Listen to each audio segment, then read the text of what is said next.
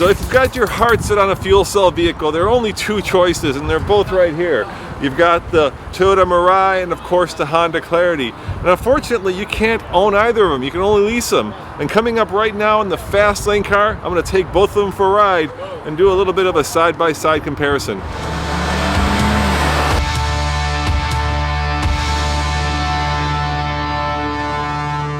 All right, gang, I'm in the Mirai now.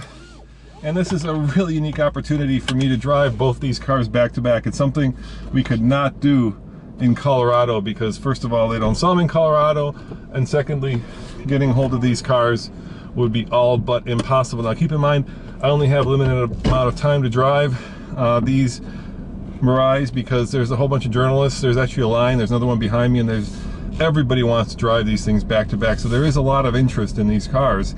And you wonder, why is there so much interest? And it's because you can use this technology to not only power your car, but in Japan, for instance, the Clarity comes with an inverter, and you could power your house for a week using a fuel tank of gas, or in this case hydrogen, to actually turn the fuel cell into an electricity generator. You can also get water out of it, and so you add some minerals to that water, and you've got a vehicle that not only drives but generates power and generates water. And you know, I don't care how much of a new tech hater you are, that is damn cool, and that is why the US military is also interested in this technology. I did a video with the Colorado ZH2 recently, and you should check that out by clicking up here because it kind of goes into how fuel cells work and what the potential of this technology is. But now that I'm in the Mirai, let's do a head-to-head comparison to the Clarity. First and foremost, let's give it the beans. It's a little bit louder. There's more noise coming from the fuel cell. Sort of whiny. I would call it futuristic, but nevertheless not as quiet, not as almost upscale as the Clarity. In terms of driving dynamics, I think the Clarity is just a little bit more buttoned down. This seems a little bit more plush, a little bit softer. I gotta tell you, I'm not a huge fan of the styling of either of these two cars. They're both way out there in terms of their design, and to me they're both a little bit overwrought. There's just too much going on. I'd like to see a much more basic, simple, much more elegant design. Not all these lines intersecting in 14 different places. I'd also like to see a little bit more like active aero on these. Look, both Honda and Toyota want you to wear your green credentials on your sleeve when you drive these cars, right? They want people to be happy and feel good about driving a car that generates nothing but water. But at the same time, it doesn't have to be so far out there, guys. It could be a little bit more elegant and a little bit more, well, overwrought in design. Brakes on this car are a little bit less linear, a little bit squishier. It just feels like Honda has got the brakes just a little bit more dialed in. This car might be just a tad faster. I don't have the Solo DL, so I can't tell, but it feels like the throttle response is just a little sharper than the Honda. Of course, this is a smaller car. The Honda seats 5 comfortably. This will also seat 5, but I'm not sure it's quite as roomy as the Honda. In terms of the interior, this one has a lot of Prius in it, so if you're familiar with a Prius, you'll certainly be familiar with Mirai. Maybe upscale Prius might be a way to look at it. I'm a little more of a fan of the Honda, but they're both good in their own different ways. Nothing wrong with this. This car you kind of sit on top of more, the Clarity you kind of sit in more. Of course, you can't buy these cars, you can only lease them. I believe that Honda and Toyota are taking the loss on these cars. So why are they leasing cars? Why are they building cars that don't make money? And that's an interesting question. And the answer to that, I think, has to be partially because they're both Japanese companies. And in Japan, you can't go and dig a hole and get oil out of the ground.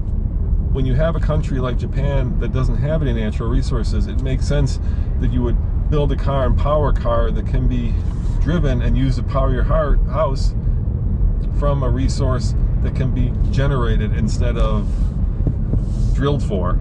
I think the other part of the answer is that GM has a partnership with Honda to develop the 2020 fuel cell And the reason that they're working together is because this technology has a huge amount of potential. Sure, for the last 20 years, this has kind of been a science experiment. Fuel cells have gone up into space. NASA has used them to power their spaceships and their rockets, at least the electrical part of it. Astronauts have drank the water they generate when you add a little bit of minerals, but this technology really is the future because it's so useful.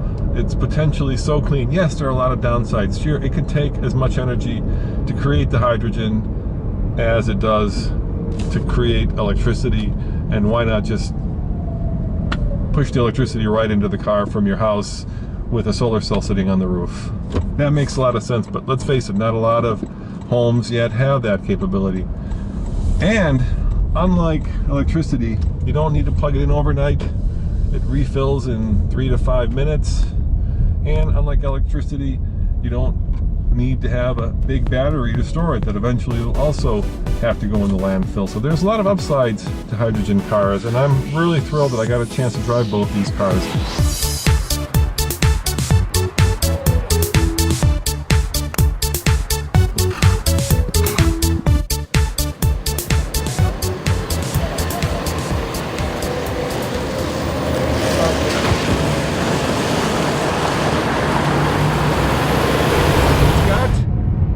Very similar driving characteristics, at least from throttle acceleration, to that of an electric car. There's a lot of torque.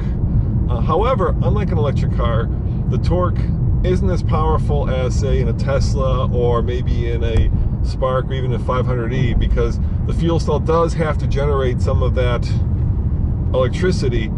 It's not readily available as it would be in a much bigger battery. So we do have a 1.7 kilowatt battery in here, which is about the same size battery that's in a Honda Accord, but it's certainly not as big as it would be, let's say, in a Bolt, which I believe has a 60 kilowatt battery. So you need the fuel cell to help power the car, and the kind of throttle response you get is as if you had an electric car with a CVT transmission. Electric cars don't have CVT transmissions. In fact, they don't have transmissions at all, but that's kind of what it feels like. There's a little bit of a lag.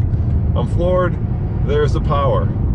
Is it overwhelming? Does it slam you back in the seat? No, it doesn't do that. It's kind of relatively linear with, if you've driven a small turbo, then you probably understand what it's like. There's a little bit of that turbo lag. Of course, there is the turbocharger in this car because there's no combustion engine, but it's like that. There's a little bit of torque, and then it builds, and then that's about the extent of it.